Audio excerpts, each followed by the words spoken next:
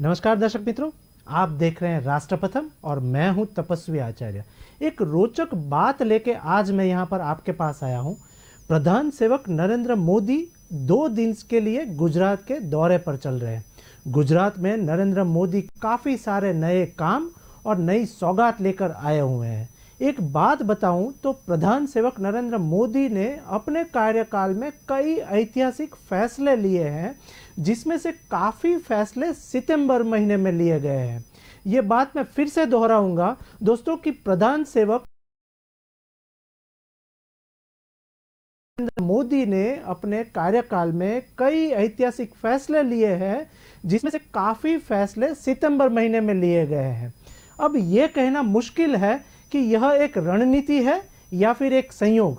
आगे एक बात मैं बताऊं तो प्रधान सेवक नरेंद्र मोदी ने अपने ऐतिहासिक फैसले की वजह से अक्सर चर्चा में रहे हुए हैं। प्रधान सेवक नरेंद्र मोदी अपने ऐतिहासिक ये सब सारी चीज़ें और ये सब फैसले की वजह से काफ़ी सारे चर्चा में रहते हैं। 2014 की बात करूं तो 2014 में प्रधान सेवक बनने के बाद उन्होंने एक ऐतिहासिक सबसे बड़ा फैसला लिया, जिसमें से कई सारे फैसलों में से जिसमें से धारा 370 से लेकर 3 तलाक भी अब शामिल हो गए हैं। लेकिन कभी अपने ऐसा गौर किया कि ये मोदी सरकार की ओर से ये सितंबर महीने में कई ऐतिहासिक फैसले ही लिए गए हैं।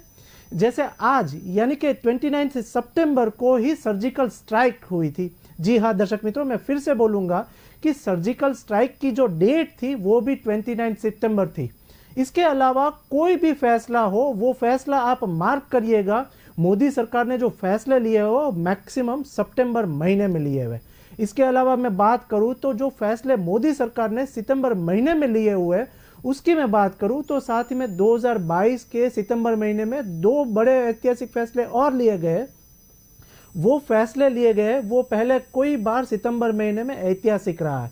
क्या सितंबर महीना मोदी सरकार के लिए खास है? ये क्वेश्चन फिर से बोलूं तो क्या सितंबर महीना मोदी सरकार के लिए खास है? ऐसे आज मैं जो यहाँ पर बताने जा रहा हूँ, ऐसे में मैं आज जो आपको बताने जा रहा हूँ वो पीएम मोदी की सरकार ने सितंबर महीने में कौन कौन से ऐतिहासिक फैसले लिए हैं, इसके बारे में थोड़ी बहुत हम लोग चर्चा करेंगे। लेकिन सबसे पहले बात करें कर्तव्य पथ की। प्रधान सेवक नरेंद्र मोदी ने राजपथ का नाम बदला और साथ ही में हाल ही में बात करूं तो हाल ही में पीएम नरेंद्र मोदी के नेतृत्व वाली केंद्र सरकार ने 6 सितंबर को राजपथ का नाम कर्तव्य पथ करने का एक ऐतिहासिक फैसला लिया। सरकार ने ऐलान किया कि नेताजी सुभाष चंद्र बोस के स्टेच्यू के राष्ट्रपति भवन तक की सड़क को कर्तव्य पथ कहलाएगी। डिटेल कुछ ऐसी दी कि इसके बाद 8 सितंबर को 2022 को पीएम मोदी ने इंडिया गेट के सामने सेंट्रल विस्टा एवेन्यू का एक सबसे बड़ा उद्घाटन किया और राजपथ को कर्तव्य पथ के रूप में पहचान दी। आइए मैं सबसे पहले ये मौके पर उनका एक संबोधन हुआ था वो मैं सबसे पहले दिखाऊंगा और फिर आगे सितंबर महीने की बात करेंगे। साथियों, कर्तव्य पथ केवल ईंट पत्थरों का रास्ता भर नहीं है, ये भारत के लोकतांत्रिक अतीत और सर्वकालिक आदर्शों का जीवंत मार्ग है। यहां जब देश के लोग आएंगे, वो नेताजी की प्रतिमा, नेशनल वॉर मेमोरियल, ये सब उन्हें कितनी बड़ी प्रेरणा देंगे। उन्हें कर्तव्य बोध से ओतप्रोत करेंगे। इसी स्थान पर देश की सरकार काम कर रही है। आप कल्पना करिए, देश ने जिन्हें जनता की सेवा का दायित्व सौंपा हो, उन्हें राजपथ जनता का सेवक होने का एहसास कैसे कराता? अगर पथ ही राजपथ हो तो यात्रा लोकमुखी कैसे होगी? राजपथ ब्रिटिश राज के लिए था, जिनके लिए भारत के लोग गुलाम थे। राजपथ की भावना भी गुलामी का प्रतीक थी, उसकी संरचना भी गुलामी का प्रतीक थी। आज इसका आर्किटेक्चर भी बदला है और उसकी आत्मा भी बदली है। अब देश के सांसद, मंत्री, अधिकारी जब इस पथ से गुजरेंगे तो उन्हें कर्तव्य पथ से देश के प्रति कर्तव्यों का बोध होगा। उसके लिए नई ऊर्जा मिलेगी, प्रेरणा मिलेगी। नेशनल वॉर मेमोरियल से लेकर कर्तव्य पथ से होते हुए राष्ट्रपति भवन का ये पूरा क्षेत्र, उनमें नेशन फर्स्ट, राष्ट्र ही प्रथम, इस भावना का प्रवाह प्रतिपल संचारित होगा।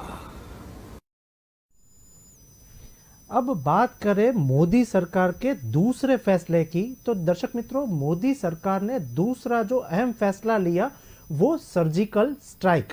अगर मोदी सरकार के एक ऐतिहासिक फैसलों की लिस्ट बनाई जाए तो इसमें सर्जिकल स्ट्राइक भी शामिल होते हैं। ये सर्जिकल स्ट्राइक भी उन्होंने 2016 में 29 सितंबर को की गई थी। इसी दौरान भारत ने पाकिस्तान में घुसकर उसे मुंह तोड़ जवाब दिया। साथ ही में मोदी सरकार के इस फैसले को जनता ने खूब सारा सराहा और वैश्विक स्तर पर भारत की आतंकवादी की छवि जो है, आतंकवादी प्रवृत्ति और आतंक विरोधी प्रवृत्ति छवि को मजबूत हुई। डिटेल कुछ ऐसी है कि उस समय के थोड़ी और जानकारी मैं दूं तो उसके साथ प्रधान सेवक नरेंद्र मोदी का एक इंटरव्यू हुआ था, वो मैं सबसे पहले आपको सुनाना चाहूंगा। तो क्या कि मुझसे तो सेना के अंदर आग ज्यादा लगी हुई है।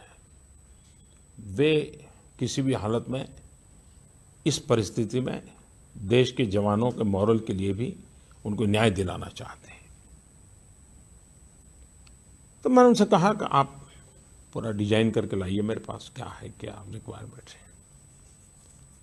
और मैंने कहा आप जितना भी कर सकते हैं करिए, आप सोचने में कमी मत करना, फिर बैठ के तय करेंगे कितना कर सकेंगे नहीं कर सकेंगे। मैंने उनको खुली छूट दी, उन्होंने पूरा प्लान किया, वो लेके आए मेरे पास। 2 बार हमको डेट बदलनी पड़ी इस ऑपरेशन की, क्योंकि मैं फुल सिक्योरिटी चाहता था। आखिरकार ऑपरेशन तय हुआ। मैं जानता हूं कि ये एक बहुत बड़ा रिस्क था और रिस्क मुझे राजनीतिक फायदे और नुकसान वाला रिस्क मैं कभी सोचता नहीं हूं। मेरे जवान, उनका कोई नुकसान नहीं होना चाहिए, क्योंकि वो हमारे शब्द पर जिंदगी लगाने के लिए निकल पड़े। तो उसके लिए जो कुछ भी साधनों की जरूरत थी उसको भी कुछ साधन भी जुटाए गए ताकि कोई तकलीफ ना हो। दूसरा ये तय किया कि उनकी ट्रेनिंग होनी चाहिए, तो ट्रेनिंग बड़े स्पेशल तरीके से की गई और वो भी सीक्रेसी मेंटेन करने, तो स्पेशल ट्रेनिंग की गई। उसमें भूभाग, वहाँ की अड़चनें, उसको भी देखा गया। क्या क्या रुकावटें आ सकती, इमेजिनेशन करना, उसकी भी चिंता की गई।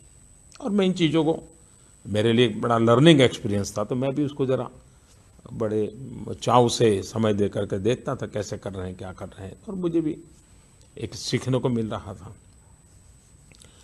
फिर हम जब बैठे तो हमने निर्णय किया कि भाई अब 100 डेट हम करेंगे। कौन कहाँ रहेगा उसका मेन टीम के लोग वो भी तय किया और तय ये किया कि सूर्योदय के पहले हमारे लोग वापस आ जाने चाहिए। और मैंने स्पष्ट आदेश दिया था कि सफलता मिले या विफलता उसकी चिंता छोड़ देना, लेकिन सूर्योदय के पहले वापस आना है। हम इस मोह में पड़ जाएं और फिर लंबा खींच ले, ऐसा नहीं। दर्शक मित्रों, अब एक सबसे बड़ा तीसरा फैसला क्या था, वो तीसरा फैसला ये बात करें तो तीसरा मोदी सरकार का फैसला था 3 तलाक। सर्जिकल स्ट्राइक के बाद साल 2018 में सितंबर के महीने में एक और ऐतिहासिक फैसला लिया गया। दरअसल 19 सितंबर 2018 को केंद्र के इस फैसले के कारण मुस्लिम महिलाओं को 3 बार तलाक कहकर उनसे संबंध को खत्म करने की प्रथा को गैर कानूनी करार दिया गया और साथ ही में 19 सितंबर को इसका लागू भी करवाया गया। इस फैसले में महिलाओं को इस तरह तलाक देने के वालों के लिए 3 साल की सज़ा और 3 साल की सज़ा का प्रावधान भी तय किया गया। ये फैसले जब लिया गया तो लोगों ने क्या प्रतिक्रिया दी, उसका एक सबसे अच्छा वीडियो मेरे पास है, वो देखेंगे और जानेंगे किस तरीके से ये फैसला हुआ।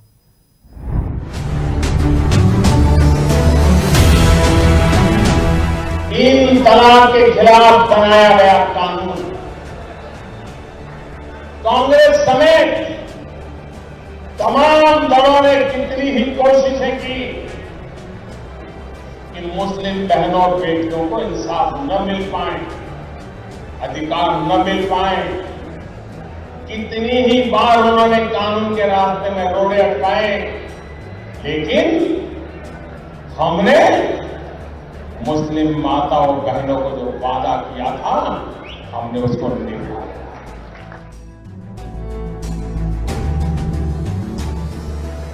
हमारे संकल्प और उनकी सिद्धि ही हमारे संस्कार। प्राइम मिनिस्टर मोदी जी ने जो हमारे हक में फैसला किया है, मुस्लिम बहनों के हक में, वो बहुत ही अच्छा किया है। हम उससे बहुत सहमत हैं और बहुत खुश हैं। जो हर वक्त तलाक के डर में रहते थे, अब वो हमारा डर उतर चुका है। अब जो ना हम बहुत खुश हैं और हम मोदी जी को बहुत ज़्यादा बधाई देना चाहते हैं और शुभकामनाएं देना चाहते हैं। जैसे एक बाप है ना अपनी बेटी को समझता है ना, इसी तरीके से नरेंद्र मोदी जी ने हमें अपनी एक बेटी की तरह ही समझाए। तभी तो उन्होंने हमारी अंदर की फीलिंग को जाना है, पहचाना है, तभी तो उन्होंने हमें इतना सपोर्ट किया है। मैं बहुत बहुत शुक्रिया अदा करना चाहती हूँ नरेंद्र मोदी जी का, जो इन्होंने हमारे बारे में सोचा। सुप्रीम कोर्ट ने कहा था कि ट्रिपल तलाक समाप्त करो, लेकिन किसी में हिम्मत नहीं हो रही थी। हमारी बहनों को कोई कह दे तलाक तलाक तलाक और तलाकशुदा हो जाए। मोदी जी ने फैसला लिया और कानून बना करके ट्रिपल तलाक हमारी मुस्लिम बहनों को उससे आजाद कर दिया।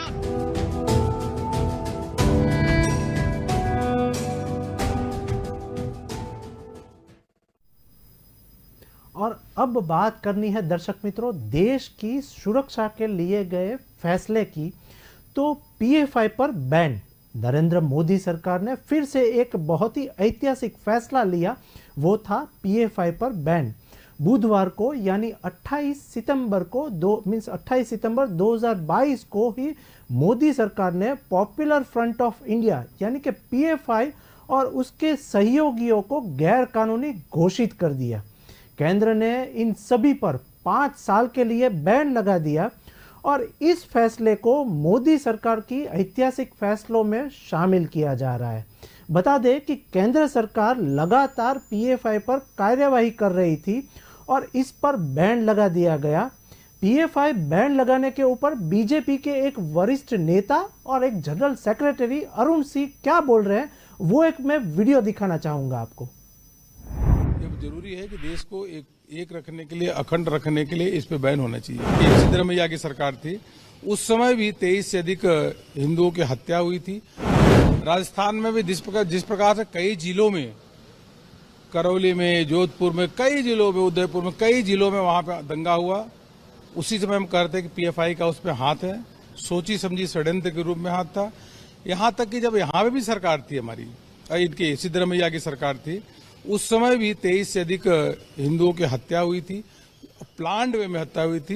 ये जरूरी है कि देश को एक रखने के लिए, अखंड रखने के लिए इस पे बैन होना चाहिए। कई राज्यों में इस प्रकार की घटनाएं घटी, राजस्थान से लेकर के हैदराबाद या इवन कर्नाटक में भी इस प्रकार से घटनाएं घटी, और जिसमें पूरा का पूरा लग रहा था कि ये षड्यंत्र करके एक राज्य में नहीं कई स्टेट्स में यह प्रॉब्लम देश को तोड़ने का काम कर रहे हैं और हिंसा फैला रहे हैं। तो उसकी जांच होनी चाहिए थी। उसकी जब कई राज्यों का मामला आ जाता है तो NIA ही जांच करती है आतंकवादी घटनाओं का, इसलिए हम इस कदम का स्वागत। दर्शक मित्रों, अब 5वां ऐतिहासिक फैसला सितंबर महीने का बोलूं तो देश को रोग मुक्त करने के आशय से ही एक बहुत ही बड़ा इनोवेटिव फैसला लिया गया, और वो भी मोदी सरकार के द्वारा। अंतर्राष्ट्रीय योग दिवस 27 सितंबर 2014 को प्रधानमंत्री नरेंद्र मोदी ने अंतर्राष्ट्रीय योग दिवस मनाने की एक बात की थी और वो भी संयुक्त राष्ट्र में बात कही थी। इसके बाद 21 जून 2015 को ये संयुक्त राष्ट्र के 177 सदस्यों द्वारा इनकी मान्यता मिल गई और उसके बाद 21 जून को अंतर्राष्ट्रीय योग दिवस मनाया जाने लगा। योग दिवस के प्रसन्न सेवक ने क्या संदेशा दिया वो हम लोग देखते हैं, ताकि पता चले कि उस समय क्या माहौल था और किस किस लोगों ने इसकी बधाई दी। नमस्कार। अंतर्राष्ट्रीय योग दिवस की आप सभी को बहुत बहुत शुभकामनाएं। कोरोना संकट के बीच इस बार का योग दिवस पहले जैसा नहीं है, लेकिन बड़े से बड़े संकट के बीच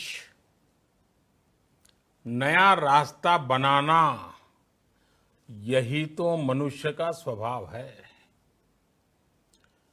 रुकने थकने का तो सवाल ही पैदा नहीं होता और इसलिए इस बार का योग दिवस भी उतने ही उत्साह से मनना चाहिए, उतनी ही ऊर्जा से मनना चाहिए। हाँ, आप जरूरी दिशा निर्देश का पालन करते हुए योग दिवस मनाएं। इसलिए इस वर्ष अंतर्राष्ट्रीय योग दिवस की theme yoga at home and yoga with family, ये बहुत जानबूझकर के विषय तय किया गया है। घर पर योग, परिवार के साथ मिलकर के योग। आज की परिस्थिति में आपको निरोग रहना बहुत आवश्यक है और उसमें योग प्राणायाम जरूर मदद करेगा। अपनी इम्यूनिटी के लिए योग करिए, अपनी एनर्जी बढ़ाने के लिए योग करिए, अपने आत्मविश्वास के लिए योग करिए, अपने आत्मबल के लिए योग करिए, अपना उत्साह बढ़ाने के लिए योग करिए और अपने मन की शांति के लिए भी योग करिए। साथियों, बीते 5 वर्षों पूरा विश्व योग से जुड़ा है। योग ने पूरे विश्व को जोड़ा है। अब इस अंतर्राष्ट्रीय योग दिवस को हमें अपने परिवार के स्वास्थ्य के लिए पूरी तरह समर्पित करना है। हम खुद योग करें और दूसरों को भी प्रेरित करें ताकि हमारा परिवार और हमारा समाज स्वस्थ रहे। हम सभी ये जानते हैं कि अभी तक दुनिया में कहीं पर भी कोविड-19 कोरोना वायरस की वैक्सीन नहीं बन सकी है। इसलिए इस समय स्ट्रांग इम्यूनिटी ही हमारे लिए, हमारे परिवार के लिए बहुत बड़ा सुरक्षा कवच है। यही हमारा बॉडीगार्ड है। इस सुरक्षा कवच को बनाने में योग हमारा बहुत विश्वसनीय साथी है।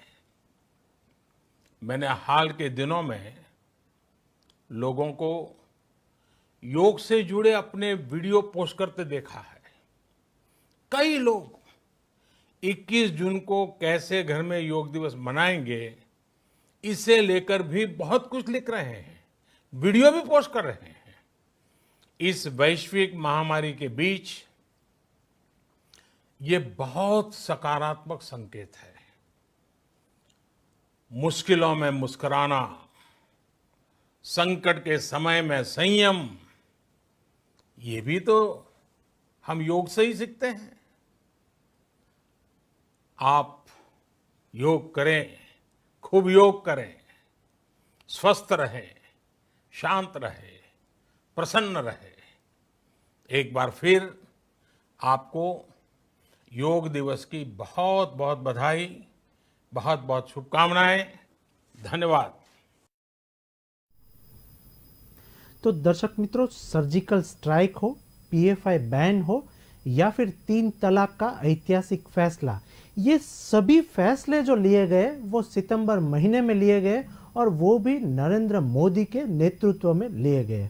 इसीलिए कहा जा सकता है कि प्रधान सेवक नरेंद्र मोदी और उनकी सरकार ने सितंबर में कई ऐतिहासिक फैसले किए। हालांकि अब ये कहना मुश्किल है कि यह कोई खास प्लानिंग के तहत लिया गया है या फिर एक सिर्फ संयोग माना जाता है। ऐसी ही कुछ नई रोचक बातों के साथ और कुछ नई बात के साथ फिर से मिलेंगे। नमस्कार।